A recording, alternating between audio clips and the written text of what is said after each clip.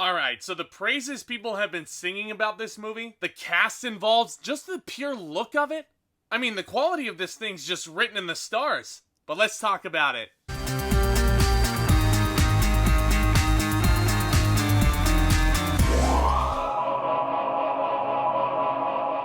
What's going on, guys? Welcome back to the channel, and yes, that's right, welcome back to yet another brand new movie review. And we're hopping on Netflix today to take a look at their brand new exclusive animated feature presentation, Over the Moon, directed by Keane, and starring a lot of really talented people including Phillipa and Jeong, among others. Inspired by the memory of her departed mother, a young girl named Phillipa builds a rocket ship and blasts off into space, hoping to meet a mythical moon goddess. So just right off the bat, the first thing I'll tell you guys about Over the Moon is this. I was really pleasantly surprised by this film. It was just so good. It's so charming. I think this one is going to flow under a lot of people's radars. It's probably going to be one of the more underrated films of this year. And honestly, I think you all should check this one out. This is a really sweet story. One thing that was really sweet to me about Over the Moon, and that was incredibly shocking to me, is this. Over the Moon is actually a musical. Yeah, I had no idea.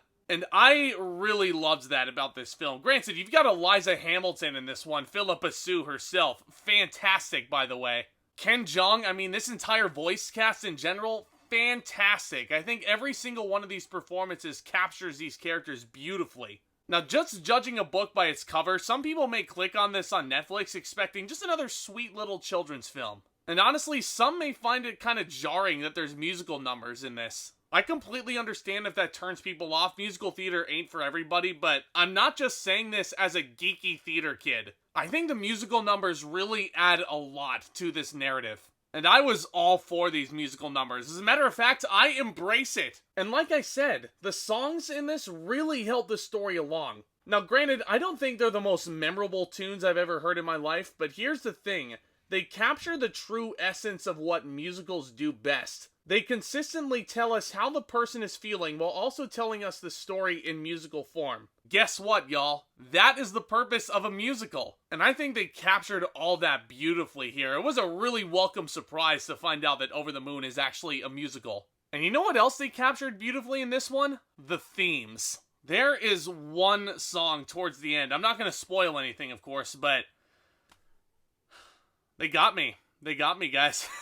Right in the feels. This is a movie about family loss and living up to that familial legacy, daring adventure, loads of really excellent themes here. I think this film captures all of those wonderfully, and it also captures that true feeling of grief. Very similar to Inside Out, although admittedly not as emotionally resonant as that one. This film was just like getting a big fat hug from the filmmakers who are just telling us everything's gonna be okay. I think this is exactly the kind of movie we need right now. So, the emotional impact, very well done. The musical numbers, not exactly the most memorable, but quite solid. What else is there to like about this movie? Well, it is super pretty. I thought the animation on all these characters is just really exquisite. It's not Disney or Pixar caliber style, but it definitely has its own unique flair about it. And visually, it's very nice to look at. It's a very colorful looking movie too. I think young kids are going to get a kick out of these visuals.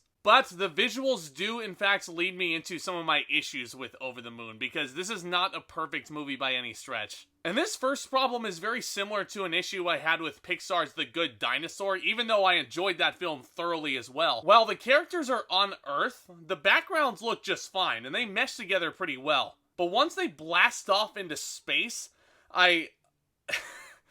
God, this is going to sound really harsh saying this, but this is something I couldn't help but think about while watching it. I swear on my life, these backgrounds in space looked like something straight out of Dance Dance Revolution. I couldn't believe what I was looking at, and those backgrounds with these really exquisite character models just don't really mesh very well together in my opinion.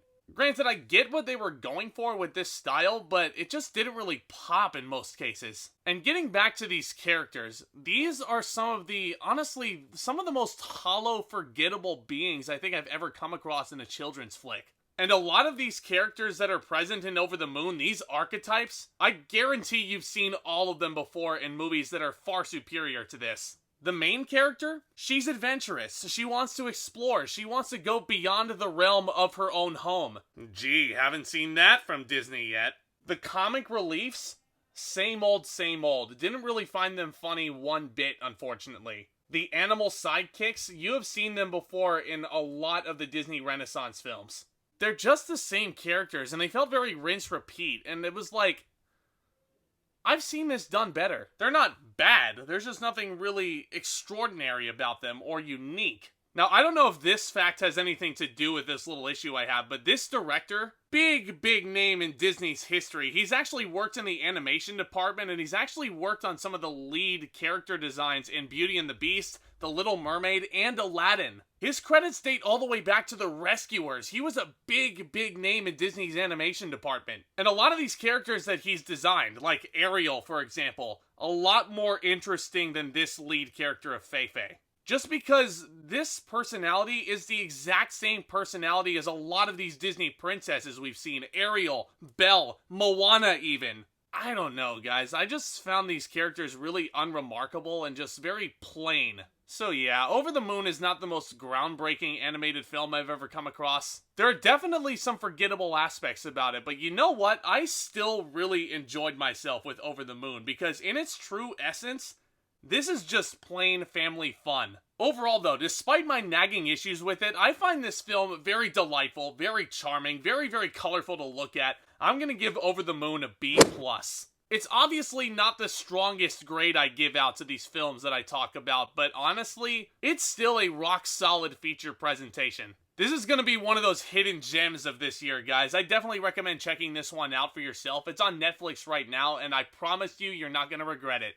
But have you guys seen Over the Moon? Did you guys enjoy it? Do you not? Are you guys looking forward to seeing it? I would love to hear all those thoughts down in the comments below, and I would love to discuss them with you guys further. And if you guys are enjoying this content and you guys would like to see more from me and keep further up to date, please consider hitting that subscribe button down below as hard as you possibly can, so you guys can be in the loop as soon as any one of my new videos strikes the channel. And hey, if you guys enjoyed this video, also please be sure to leave a thumbs up on your way out. I'd really appreciate that. And as always, look out for more exciting content hitting the channel very soon, including this weekend, my final 2 entries into this year's Halloween playlist. Here's your hint, it's Stephen King time. You guys are awesome. Thank you all so much for your support of the channel so far. Thank you for tuning into the video. And with all that being said, back talk, commence!